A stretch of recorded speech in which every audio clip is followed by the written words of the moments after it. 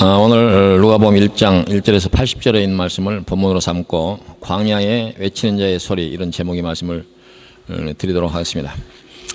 오늘 여러분들이 뉴스 들으셔서 아시겠지만 오늘 아침에 인천 앞바다에서 그 낚싯배가 급유선, 그 기름을 주유하는 그 급유선 선박과 충돌해서 그 배가 전복이 돼서 13명이 죽고 그리고 2명은 현재 실종 상태다. 제가 아까 교회 올 때 확인한 내용입니다.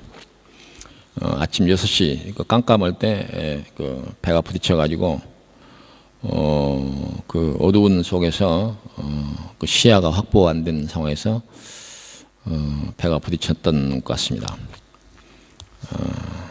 그래서 그 해경이 또 많은 사람들이 그 사람들을 구조하려고 애를 썼지만 안타깝게 22명 중에서 7명만 구조되고 현재 상황으로 보면, 상태로 보면 전원이, 그러니까 15명이 사망한 것으로 이렇게 짐작이 됩니다. 사고를 당한 분들의 가족들이 겪어야 할 그 슬픔과 고통을 생각하면 참 답답하고 가슴이 먹먹한 일입니다. 언제든지 보면 이 연말 연시에 사고가 특별히 다른 때보다 많이 나는 것 같아요. 여행도 많이 하고 또 약간 사람들이 좀 평상시보다 좀 들떠 있는 것 아닌가, 이런 생각이 들어요. 평상시보다는 그 연말 연시 남의 정신으로 사는 것 같은 그런 느낌이. 그래서 이럴 때일수록 그 우리 옛말에 호랑이에게 물려가도 정신을 똑바로 차라, 이런 얘기인데, 이런 연말 연시일수록 좀 더 깊이 이런 그 안전 문제에 대해서 주의를 기울여야 할 것 같다는 생각이 듭니다. 한국도 그렇지만 덴마크도 연말 연시에 사고가 평상시보다 훨씬 많이 일어납니다. 요새는, 옛날에는 안 그러더니 요새는 덴마크에도 밤 손님들이 많아가지고 이 연말 연시에 아주 그 많이 당합니다. 여기 덴마크에 이주한 지 얼마 안 된 사람들은 특별히 조심해야 돼요.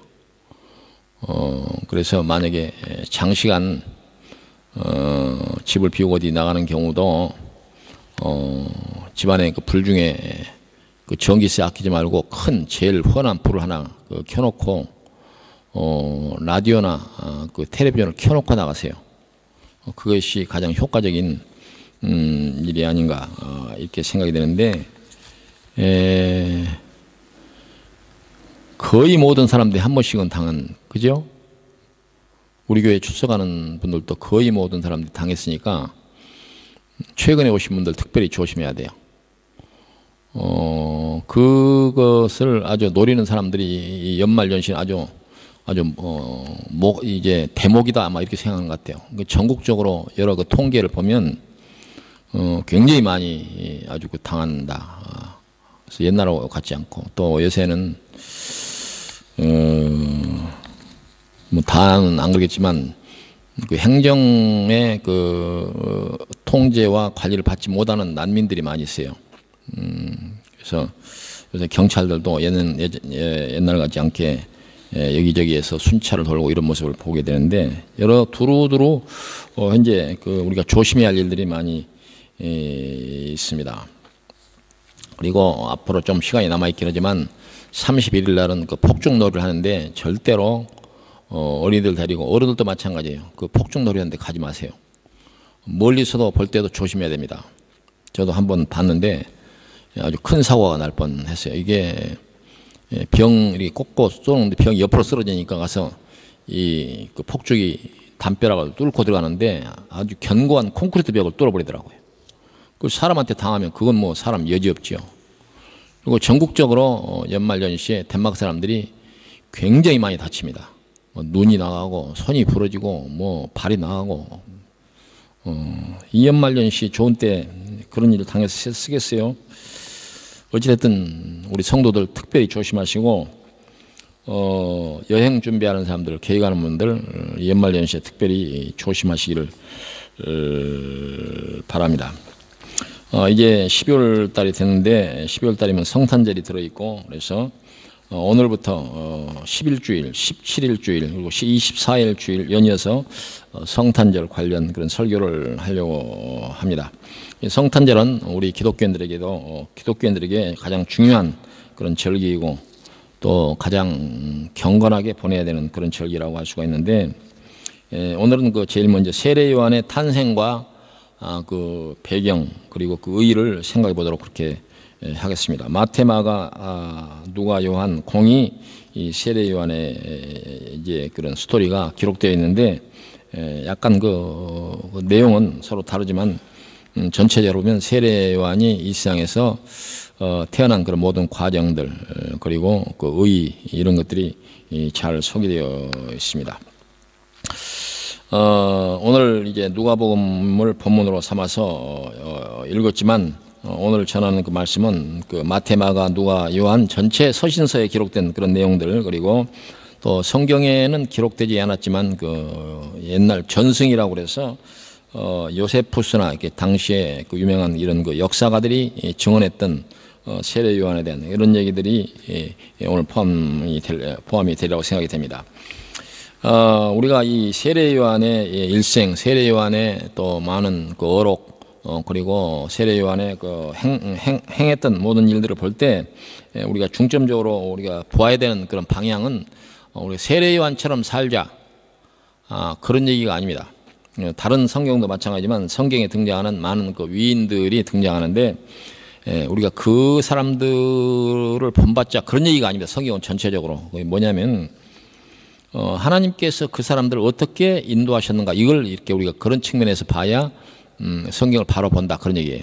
그래서 우리도 오늘 이 말씀을 보면서 하나님께서 이 세례 요한을 어떻게 이 세상에 이제 나게 하시고 또 어떻게 그를 사용하시고 또 어떻게 그를 통해서 메시지를 전했는가, 이런 측면에서 보아야 할 필요가 있다, 그렇게 말씀을 드립니다. 세례 요한은 좀 특별한 그런 그 방법으로 그런 그 모습으로 태어난 것 같습니다. 그래서 우리가 모든 사람들이 이제 보통 사람 태어나면 이제 부모님이 뭐 태몽을 꾼다든지 그런 일이 종종 있는데, 세례 요한도 약간 형식은 다르지만 그 부모가 이런 특별한 그런 경험을 통해서 천사 가브리엘이 와서 세례 요한이 태어날 것이다 라고 하는 것을 전해주는 그런 장면으로부터 시작한 것을 볼 수가 있습니다. 예수님께서 세례 요한에 대해서 설명할 때 여자가 낳은 자 중에서 가장 큰 자다, 이렇게 평가를 받았지만, 그러나 인간적인 그 측면에서 보면 세례 요한은 그렇게 행복한 사람은 아니었던 것 같습니다. 이제 세례 요한은 예수님보다도 약 6개월 정도 먼저 태어나는데, 순교는 예수님의 그 사역 초기에 순교를 당했기 때문에 예수님보다도 그 살아있는 세상에 산 기간이 더 짧습니다. 대략적으로 정확하게는 알 수 없지만 30 전후에 세례 요한은 순교한 것으로 그렇게 우리가 추정해 볼 수가 있습니다. 매우 짧은 인생을 살았다 할 수가 있습니다. 이제 뭐 옛날이나 지금이나 30에 세상을 다 살고 죽었다 그렇게 하면 그 사람이 뭐 충분히 살았다 그렇게 얘기할 수가 없지요. 이제 본문 14절에 보면 내 아내 엘리사벳이 내게 아들을 낳아주리니 그 이름을 요한이라라. 너도 기뻐하고 즐거워할 것이요 많은 사람도 그의 태어남을 기뻐하리니, 이렇게 말씀이 되어 있지만, 사실 또 세례 요한의 일대기를 보면 세례 요한의 일생이 모든 사람에게 기쁨을 준 것이냐, 이런 의문을 가질 수가 있고, 특별히 그 연세가 많은 그 부모님들 사가랴와 엘리사벳에게서는 기쁨의 아들이 아니라 고통과 슬픔의 아들이었다, 이렇게 얘기할 수가 있겠죠.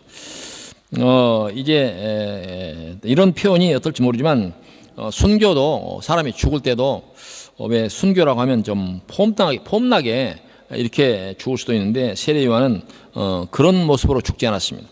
그래서 그 헤롯이라고 하는 그 당시 왕이 동생의 아내를 취해서 결혼한 것을 세례 요한이 비난했기 때문에, 그 비난한 것이 이제 그 죄목이 되어서 세례 요한은 그 헤로디아의 생일 잔칫날 그 딸이 이제 춤을 춘 그 대가로 내가 소원하는 거 뭐든지 들어주겠다 이런 그 헤롯이 그 말도 안 되는 그런 약속을 했다가 결국 그 약속을 지키면서 세례 요한이 그 자리에서 순교하는 이런 그 장면들이 나오는데, 예를 들어서 기왕에 이런 순교를 한다면 멋있는 죽음도 있잖아요. 뭐 옛날 뭐 이순신 장군은 이제 죽을 때 나의 죽음을 알리지 마라 뭐 이게 좀 멋있잖아요. 같은 죽음이라고 하더라고요. 근데 세례 요한은 뭐 그런 모습이 아니고 이 그 명성과 하는 역할에 비하면 아주 그 초라한 모습으로 순교를 했습니다. 그래서 그런 점에서 보면 성경에 등장하는 거의 모든 그 인물들을 보면 우리가 훌륭하다, 또 이렇게 여러 가지 의미를 부여하지만 대체적으로 보면 폼나게 죽은 사람이 별로 없어요.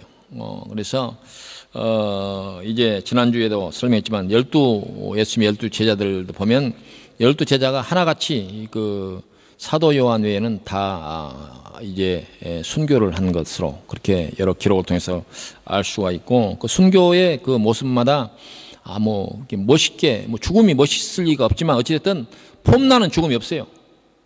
억울하고 참 슬프고 서럽고 참 그 여러 가지 그런 그 좋지 않은 그런 그림을 연출하면서 죽었습니다.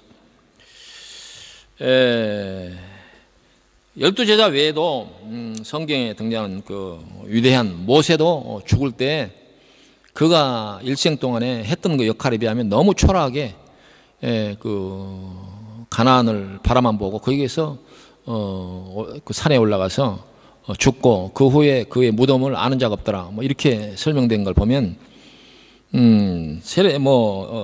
이 모세도 그렇고 그리고 뭐 또 뭐 아브라함도 그렇고 뭐 이삭, 야곱, 그리고 뭐 말씀했던 대로 모세, 그 후에 다윗 같은 위대한 그 임금도 그 죽을 때는 아주 초라한 모습으로 이제 자기 그 몸을 가눌 수 없는 그런 상황 속에서 좀 추한 모습으로 인생을 끝마치는 이런 모습을 볼 수가 있습니다.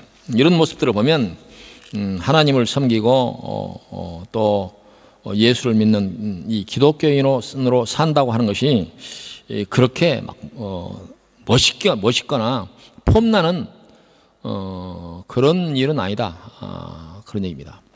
그래서 만약에 누군가 예수 믿기로 결심하는 사람이 그런 폼나는 일생을 기대하면 잘못 기대한 거다, 그런 얘기죠.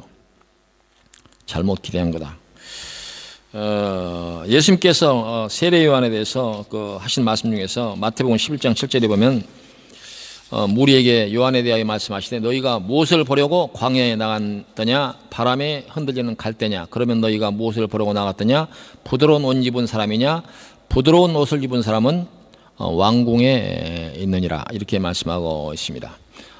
바로 이 예수님께서 요한의 모습을 설명하는 것은 그 이제 성경에서 요한의 모습을 설명할 때도 마태복음 3장 4절에 보면 이 요한은 낙타털 옷을 입고 허리에 가죽띠를 띠고 음식은 메뚜기와 석청이었더라, 이렇게 기록되어 있습니다. 편안한 그런 삶과는 거리가 있다, 그런 얘기죠. 광야의 삶이 아무리 뭐 좋게 설명한다고 하더라도 그렇게 좋을 리가 없죠. 광야는 밤에는 늑대와 이런 알 수 없는 짐승들이 들끓고, 또 이스라엘의 그 기후의 특성상 일교차가 심해서 낮에는 좀 괜찮은데 밤에는 너무 추워가지고 이제 광야에서 그 목동들이 양을 치는 사람들도 이렇게 나무를 모아다가 불을 피고 그렇게 그 겨울 그 광야의 생활을 광야의 밤을 이렇게 지새는 그런 모습들을 볼 수가 있습니다. 그래서 예수님께서 세상에 오시는 것을 그 기다리는 마음을 어떤 표현한 그 글에는 이 목동이 아침을 기다린 것과 같다, 이렇게 얘기했는데, 그 광야의 밤이 얼마나 힘이 들었으면 간절하게 바라는 것을 그렇게 설명했을까, 우리가 그 짐작을 해 볼 수가 있습니다. 요즘 같은 그 시절이라면 요새는 성능 좋은 점포도 있고 아무리 악조건 속에서 이 추위를 견뎌낼 수 있는 이 좋은 텐트도 있고 그런데 옛날에 그런 게 있었겠어요? 이 예수님께서 이 세례 요한이 약대털 그 옷을 입고 메뚜기를 먹고 석청을 먹었다, 그 말 한마디로 정말 이 서바이벌, 이 살아남기 위해서 어려운 생활을 했다, 그런 얘기입니다. 결국 무슨 얘기입니까? 하나님의 말씀을 듣고 그 명령을 수행한다고 하는 일이 이렇게 멋있거나 그렇게 호락호락한 일이 아니다. 왕궁에서 그 부드러운 옷 입은 사람들이 사는 그 생활하고는 근본적으로 다른 것이 바로 예수 믿는 삶이다, 그런 얘기입니다. 그래서 성경 다른 표현에도 예수 믿는 일 그렇게 표현했잖아요. 좁은 길이다. 아무도 찾지 않는 좁고 협착하여서 찾는 이가 적은 길이다, 그런 얘기입니다. 그러니까 우리가 신앙생활 하는 일, 예수 믿는 일, 또 우리가 하나님을 증거하는 일, 이 모든 일이 이제 고난과 슬픔과 역경과 눈물의 길이다, 그런 얘기입니다. 몇 주간에 걸쳐서 지난번 예수님께서 제자들을 파송할 때 제자들에게 그 파송하시면서 예수님께서 하신 말씀 중에서 그 마음에 늘 남는 얘기가, 너희를 파송하는 것이 어린 양을 이제 그 일이 때 가운데 보내는 것과 같다, 그렇게 예수님께서 그 심정을 말씀하지 않았습니까? 세례 요한도 그런 삶을 살았습니다. 바로 이제 이와 같이 세례 요한은 그 짧은 생애를 살면서 참으로 그 고생을 많이 했다라고 하는 얘기죠. 뿐만 아니라 세례 요한은 그 연세가 많은 사가랴와 엘리사벳의 이 연세 많은 분들 사이에서 태어났기 때문에 이제 연세 많은 분들에게 뭐 대단한 정도는 아니지만 효도를 한다든지 부모님을 섬긴다든지 이런 것을 기대할 만한데, 전혀 부모에게는 그런 그 효도를 하거나 그러지 못했어요. 그랬습니다. 보통 부모님들이 그 자식을 낳으려고 옛날에는, 지금은 많이 안 그러지만 옛날에는 아들 해가지고 아들 낳지만 그 아들이 나중에 효도하거나 그렇습니까?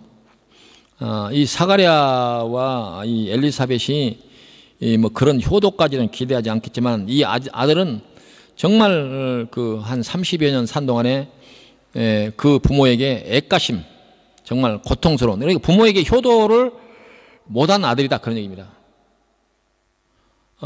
그러니까 우리가 예수 믿는 일 자체가 막 효도를 잘하고 그런 일도 아니다, 그지? 또 우리 한국 사람들 그 전해진 말 가운데 그런 얘기가 있는데, 자식이 그 부모에게 불효하는 일 중에서 가장 큰 불효는 뭐냐? 부모보다 먼저 세상을 떠나는 것이다, 이렇게 얘기해요. 그게 가장 큰 불행이다. 근데 이 세례 요한은 그 불효를 해요. 그 부모보다 먼저 세상을 떠나는. 그러니까 이 세례 요한이 그 자기 스스로 고생을 한 이런 것도 있지만, 그 부모에게도 못할 짓을 하고 못할 짓을 한 사람이다, 이런 얘기죠. 그래서 우리가 예수 믿고 하나님의 뜻을 따르고 명령을 수행한다는 일이 그런 일들이다, 그런 얘기입니다. 멋있지도 않고 편안하지도 않고 그런 일도 아니고 부모에게는 고통을 주고 그런 일이라는 얘기죠.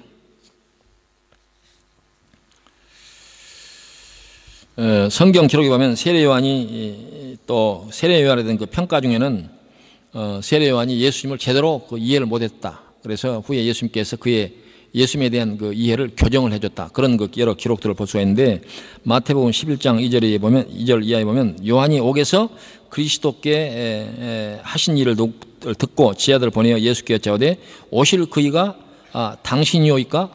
이렇게 묻는 그런 장면이 있습니다. 우리가 다른 일을 기다리니까 이렇게.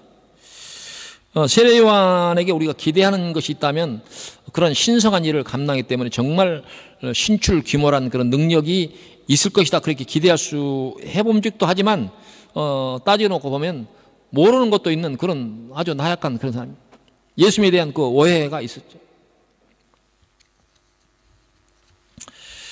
그는 이 예언자로 예수님의 오실 일을 미리 이제 전한 그런 사람으로 왔지만 세상 모든 일에 통달한 그런 사람도 못 됐다, 그런 뜻이죠.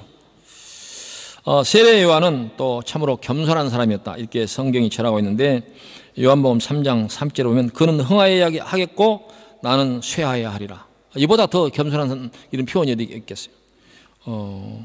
예수님은 성공해야 되고 나는 망해도 좋다, 그런 얘기입니다. 세례 요한은 자기 자신을 드러내고 자기 자신을 그 어떤 좋은 그 컨디션 상태로 이렇게 끌어올리려고 하는 이런 노력을 전혀 하지 않고 오직 예수 그리스도를 드러내는 일로만 만족하는 그런 모습을 볼 수가 있습니다. 또 그가 비교할 때 내가 뒤에 오신 일을 설명을 하지만 나는 그분의 그 신발끈을 메고 풀 그런 존재도 못 됩니다. 이렇게 고백하는 그런 모습을 볼 수가 있습니다. 이와 같은 모습들이 이 진정한 기독자가 가는 길, 예수 믿는 사람들이 가는 길이 아닌가 이렇게 생각이 됩니다. 요즘 종종 그 한국에서 고관 대지학, 고관 높은 자리에 있는 사람들이 뇌물을 먹어서 뭐 또 세간에 이런 참 부끄러운 일을 많이 당하고 그런 일들이 끝없이 일어난데도 불구하고 그것이 근절되지 않고 계속적으로 있는 이런 모습을 볼 수가 있는데 이것은 나라에 충성하도록 이렇게 부름을 받은 사람들이 그렇지 않고 자기 배를 위해서 충성하는 이런 모습을 볼 수가 있습니다. 세상 사람들은 그가 무엇을 많이 가졌느냐, 그의 지위가 어디에 이르렀느냐, 높아졌느냐 이런 것에 대해서 관심을 갖고 있지만 성경은 전혀 그렇지 않습니다. 성경은 어떤 것을 그 평가를 할 때 그런 모습과는 전혀 다른 그런 평가를 하고 오히려 높은 지위와 그리고 많이 가진 것에 대해서 성경은 그렇게 긍정적으로 평가를 하지 않습니다.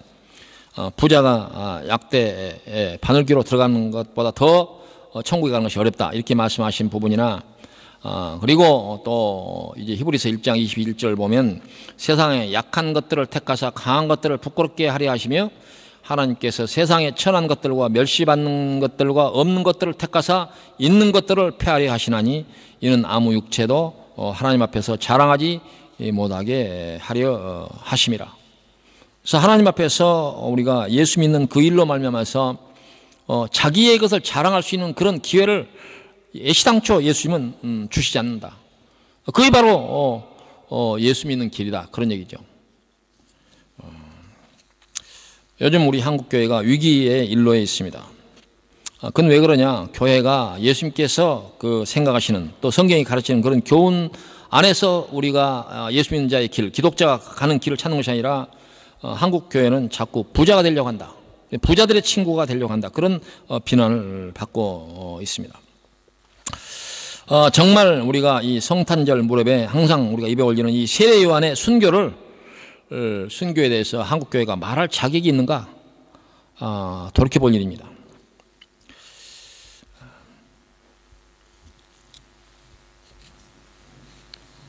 한국교회는 그 세례 요한을 찾아가서 그 회개한 그 군중들의 무리에 있는 것이 아니라 그 광야를 찾아간 사람들이 아니라 왕궁으로 가서 화려한 옷을 입은 사람들과 더불어 먹고 마시기를 즐기는 그런 모습으로 비춰진다 그 말이지. 교회의 사명은 교회 자체를 드러내려고 하는 게 아니라 그리스도를 증거하는 것입니다. 십자가에 달리신 예수 그리스도를 우리가 증거하는 것인데 교회 자체가 영광을 얻으려고 하면 안 됩니다. 좋은 건물과 수많은 사람들의 군중대와 그 안에서 화려한 축제 그것 자체가 증거가 아니라 바로 예수님을 증거해야 되는 이 세례 요한이 나는 흥하고 예수님은 흥하고 나는 쇠해야 할 거라는 이런 모습으로 해야 되는데 교회가 스스로 영광을 얻고 뭐 심한 경우는 한국 교회 안에 예수가 없다. 예수 없는 교회가 많다. 그럼 교회 주인은 누구냐? 예수님이 누군지는 모르지만 교회 주인이 예수님이 아닌 것만은 사실이다. 예수님이 증거되고 예수님이 높임을 받고 예수님이 영광을 받는 것이 그 교회 모습이어야 되는데 그렇지 않다라고 오늘날 한국교회를 이게 비평하고 비난하고 있다 그 말입니다.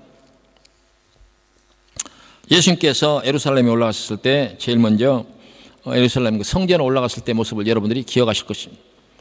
그때 예수님께서 그 성전에 들어가셔서 그 안에 뭐 비둘기 파는 사람들, 동전 바꾸는 사람들 이런 사람들 보고 예수님께서 그들을 이제 가죽 채찍으로 내리치시면서 너희들이 이 교회를 강도의 굴로 만들었다 이렇게 예수님께서 말씀하신 적이 있습니다. 어쩌면 심한 표현인지 모르지만 오늘 한국교회가 강도의 굴이 되어간 건 아닌가, 그렇게 염려할 정도가 되었습니다. 오늘 이제 우리가 성탄절을 맞이해서 우리가 이 예수님께서 오시고 예수님 오시기 전에 이 세례 요한의 오심에서 어떤 교훈을 우리가 얻어야 된다고 한다면 우리 정말 오늘 한국교회 현 주소, 한국교회가 지금 어디에 서 있는가를 깊이 고민해 봐야 된다라고 하는 것입니다. 교회는 세례 요한이 외친 그 외침을 목숨을 걸고 해야 되는 그런 사명을 갖고 있지만, 이 순교의 제단에 피를 흘리는 세례 요한의 모습을 우리 한국교회에서 찾아볼 수가 없고, 이제 왕들과 더불어서 부드러운 옷을 입은 왕들과 더불어서 먹고 마시는 이런 모습으로 교회가 변하고 있다. 이런 교회가 어떻게 세상을 향해서 날선 검과 같은 그런 비수와 같은 메시지를 전달할 수가 있겠는가. 오히려 세상이 교회를 향해서 날선 검을 던지는 이런 형태의 모습이 오늘 한국교회의 모습이다. 그렇게 지적하지 않을 수가 없습니다. 세례 요한의 모습은 어떻게 보면 인간적으로 실패한 한 인간의 모습을 보여줍니다. 어떤 모습으로도 그렇습니다. 인간적인 측면에서는 그가 가진 것이 있습니까? 명예를 얻었습니까? 그렇지 않았죠. 부모에게 효도를 했습니까? 기왕 죽으면서 폼나는 죽음을 맞이했습니까? 그렇지 않죠. 완벽하게 인간적으로는 실패한 모습을 보여주고 있습니다. 이것이 바로 기독자가, 하나님의 백성이, 예수를 믿는 사람이 보여주는 하나의 모델이다, 그렇게 얘기할 수가 있습니다. 예수 믿는 그 일로 말미암아서 화려한 것을 기대하지 마십시오. 예수 믿는 그 일로 말미암아 세상에서 성공을 기대하지 마십시오. 그걸 기대하는 사람은 오늘 이 교회 이 자리에 앉아 있을 것이 아니라 화려한 곳에 가서 얼마든지 있습니다. 그곳으로 가야 됩니다.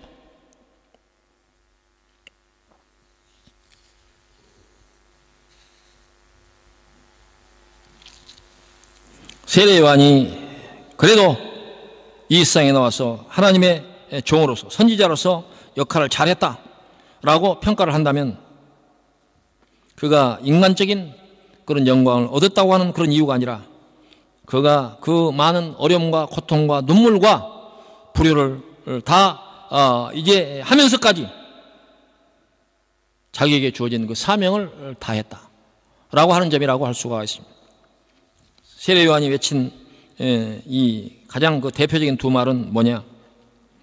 회개하라, 천국이 가까웠느니라. 회개하라, 천국이 가까웠느니라. 이 말 한마디를 위해서 세례 요한은 짧은 인생을 살았습니다. 우리가 이 세상에서 사람들이 9988, 99세까지 팔팔하게 살다가 가겠다, 이런 희망을 갖지만 그 천수를 다한 그 많은 세월 동안에 무엇을 하기를 원하느냐? 세월을 많이 살고 목에 살이 쪄서 목이 굳어지지 않는 이런 세월을 살면서도 결국 썩어질 것을 위해서 사는 인생들이 얼마나 많습니다. 그럼에도 불구하고 세례 요한은 짧은 인생을 살면서 그에게 주어진 그 사명, 회개하라, 천국이 가까웠느니라, 이 말씀 한마디를 하고 짧은 인생을 마쳤습니다. 그래서 그걸 들어서 세례 요한을 평가할 때 광야에 외치는 자의 소리라, 이렇게 세례 요한을 부르는 것입니다. 그러므로 그는 그의 사명을 다 했습니다. 그가 전한 말씀 중에서 요한복음 3장 35절 이하에 보면, 아버지께서 아들을 사랑하사 만물을 다 그의 손에 주셨으니 아들을 믿는 자에게는 영생이 있고 아들에게 순종하지 않은 자는 영생을 보지 못하고 도리어 하나님의 진노가 그 위에 머물렀느니라. 이게 바로 세례 요한이 전한 말씀 중에 나오는 말씀입니다. 복음의 핵심이죠. 바로 복음의 핵심적인 그런 가치, 핵심적인 그런 그런 그 논리, 그런 그 중심 메시지를 전했다라고 할 수가 있습니다. 그런 짧은 인생을 살았음에도 불구하고 그에게 주어진 이 사명을 감당을 했습니다.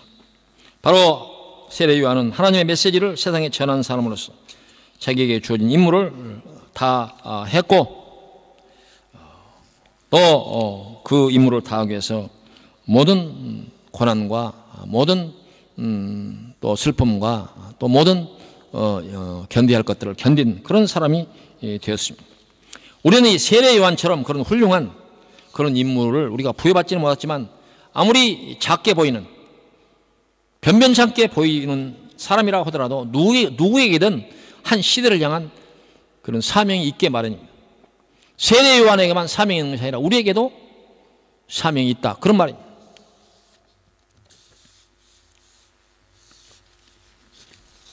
우리는 한 시대 대한민국의 이제 옛날 산업 역군이라고 하는 이름으로 불렸던 그런 때가 있었고, 한때는 또 민족 중흥의 역사적 사명을 띠고 태어났다라고 하는 그런 이름으로 불리기도 했습니다. 이런 일들은 한 국가의 국민으로서 우리가 져야 할 그런 짐이지만 우리에게도 꼭 국가적이거나 사회적인 것이 아니라고 하더라도 내가 머물러 있는 그 영역 안에서 내가 감당해야 할 그런 사명이 있게 마련입니다. 오늘 우리가 2017년도 성탄절을 맞이하는 이 12월 달, 또 1년을 마무리하고 또 정리하는 이 12월 달에 우리에게 주어진, 하나님께서 우리에게 주어지는 그 사명이 무엇일까 우리가 생각해 볼 필요가 있지 않겠어요?